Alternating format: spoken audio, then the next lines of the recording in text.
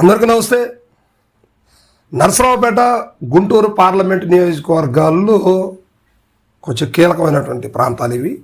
ఈ పల్నాడులో ఎక్కువగా హార్ష్గా ఒక విషయాన్ని కావచ్చు, వాళ్ళ చేతలు వాళ్ళ పనులంతా కూడా కొంచెం హార్ష్గా బిహేవ్ చేస్తారంటారు. ఎటువంటి అతిశయోక్తి లేదు, అందరికీ తెలిసింది. పల్నాడు అంటే కొంచెం స్టాండర్డ్ మెయింటైన్ చేస్తారనేది అందరికీ తెలుసు. సో అయితే ఇదంతా కూడా ఒకప్పుడు ఉమ్మడి గుంటూరు జిల్లా కింద ఉన్నది.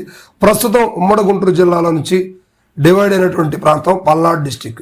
దాని head quarter Narasaraopet. So Narasaraopet ఒక పార్లమెంట్ స్థానం, అదేవిధంగా ఉమ్మడి గుంటూరు జిల్లా హెడ్ క్వార్టర్ గుంటూరు ఒక పార్లమెంట్ స్థానం అనేది మనందరికీ కూడా తెలుసు. సో ఇప్పుడు గుంటూరు పార్లమెంట్కి కొత్తగా వచ్చినటువంటి వ్యక్తి పెమ్మసాని చంద్రశేఖర్ గారు.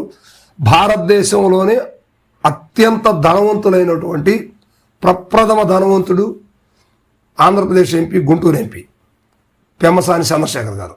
సో అదేవిధంగా విద్యా వ్యవస్థలో అభివృద్ధి చెంది ఉన్నత శిఖరాలను అధిరోహించినటువంటి వ్యక్తి లావు శ్రీకృష్ణదేవరాయలు గారు, నరసరావుపేట పార్లమెంట్ సభ్యులు. సో ఇప్పుడు వీళ్ళిద్దరి మధ్య కూడా రాజకీయం బాగా నడుస్తూ ఉంది. గతంలో కొంచెం డిఫరెన్సెస్ ఉన్నా కూడా ఈ మధ్యకాలంలో కలిసి గుంటూరు జిల్లాల అభివృద్ధికి గట్టిగా వీళ్ళు కృషి చేస్తున్నట్టు కూడా కనిపిస్తూ ఉంది. అయితే ఇందులో టాపిక్ ఏంటంటే వీళ్ళే పవర్ హబ్బులుగా మారిపోయారు. ఎమ్మెల్యేలతో పని లేదు, కానీ వీళ్ళే ఓన్గా ఇద్దరు యువకులు, ఇద్దరు ఆర్థికంగా బలవంతులు. సో ఎమ్మెల్యేలతో పని లేకుండా వీళ్ళే ప్రజల వద్దకు వెళ్ళిపోయేసి డైరెక్ట్గా ఏం కావాలి ఏంటి అనే కొన్ని కార్యక్రమాలు నిర్వహిస్తూ ఒక పవర్ హబ్ లాగా వీళ్ళే పవర్ సెంటర్లు, వీళ్ళే నరసరావుపేట ఒక పవర్ సెంటర్, గుంటూరు ఒక పవర్ సెంటర్ అన్నట్టుగా బిహేవ్ చేస్తున్నారు. ఇది కూటమి కొంత మైలేజ్ అని చెప్పుకోవచ్చు. కానీ కృష్ణదేవరాయలు గారి మీద మాత్రం వైసీపీలో గెలిచారు, మరలా టీడీపీలోకి వచ్చి టీడీపీలో గెలిచారు. కొంత నరసరావుపేట ప్రాంతంలో రెండోసారి గెలవటం కాబట్టి కొంత వ్యతిరేకత అయితే కనిపిస్తూ ఉంది.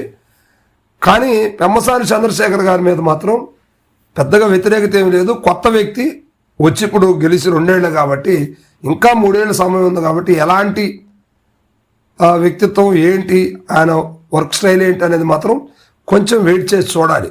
కానీ పెమ్మసాని చంద్రశేఖర్ దగ్గరికి వెళ్ళినటువంటి వాళ్ళకు కూడా ఏ పనైనా సరే చేసి పెడుతున్నారు అనే మాటలు కూడా వినిపిస్తున్నాయి. ఎందుకంటే కొత్త వ్యక్తి, ఆర్థికంగా బలవంతుడు, లంచాలు తీసుకోవాల్సిన అవసరం లేదు, చేస్తే ప్రజలకు సేవ చేయాలి, లేకపోతే కాముగా ఉండిపోతారు. అంతేగాని అనవసరమైనటువంటి వివాదాల్లో తలదూర్చుకోవటం ఎవరికి మాత్రం ఇష్టం ఉంటుంది. సో అందుకే కావాలి ఆయన ఎక్కువ యాక్టివిటీ, పార్టీ తరఫున కావచ్చు, పర్సనల్గా కావచ్చు, ఎక్కువ సేవా దృక్పథంతో నడుపుతున్నారట.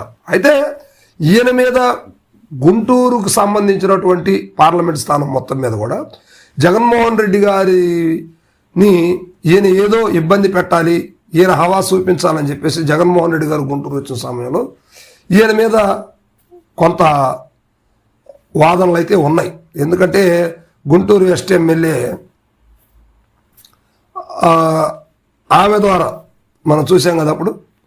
సో గల్లా మాధవి గారి ద్వారా జగన్మోహన్ రెడ్డి గారిని తిట్టించడం, వైసీపీ వాళ్ళని ఇబ్బంది పెట్టడం అనే కార్యక్రమాలు చేశాడని చెప్పేసి చంద్రబాబు నాయుడు గారు వెనకుండి ఆయన నడిపించారనే మాటలు కూడా వినిపించాయి. కానీ ప్రస్తుతానికి అలాంటి యాక్టివిటీ అయితే కాదు. కానీ పెమ్మసాని చంద్రశేఖర్ గారు ఉన్నతంగానే బిహేవ్ చేస్తున్నారు. ప్రస్తుతానికి మంచి రాజకీయం చేయడానికి ఆయన యాక్టివిటీ అనేది చాలా బాగా చేస్తున్నారు. అయితే వైసీపీ అక్కడ ఇబ్బందికరమైనటువంటి పరిస్థితుల్ని కల్పిస్తుందా, లేకపోతే గతంలో తెలుగుదేశం పార్టీ వాళ్ళు చేసినటువంటి తప్పుల్ని ఇప్పుడు ఈయన మీద రుద్దుతున్నారా అనేది కొంచెం అర్థం కావట్లేదు. ఇంకోటి ఏంటంటే ఇక్కడ గతంలో గల్లా జయదేవ్ గారు పనిచేసి వెళ్ళారు. కానీ ఆయన 2024 ఎన్నికల్లో నాకు టికెట్ కావాలని అడగలేదు.